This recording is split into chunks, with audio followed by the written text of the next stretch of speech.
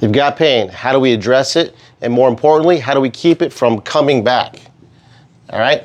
D2R2, that's our method. D2R2, like R2D2, but backwards.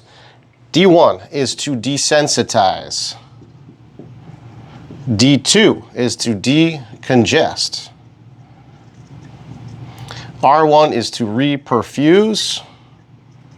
And R2 is to restore. So start off with desensitization, okay? So something's happened to the area. The nervous system is waving its flags, become vigilant. It's giving you warning signals. So we have to do something with some of our hands-on techniques to bring the sensitivity down to get the nervous system to quiet down. Then we move into decongest and reperfuse. These two kind of overlap.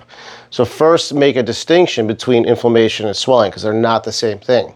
Inflammation is good, it's necessary, it's a stage 1 of healing. We don't want to block that. That's why we no longer ice our injuries. But it does happen through your lymphatic system. It's a passive system. It's like your blood vessels, but it doesn't have a pump, aka your heart, to get the fluid out of there. It requires movement to happen.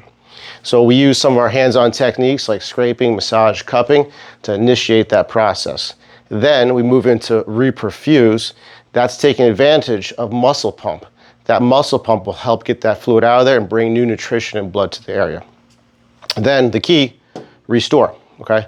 So if you ever had a cortisone injection, it probably made you feel a lot better, but the pain probably came back because this step did not happen. So the way pain works is if there's a painful spot, you look next door and you'll find something missing.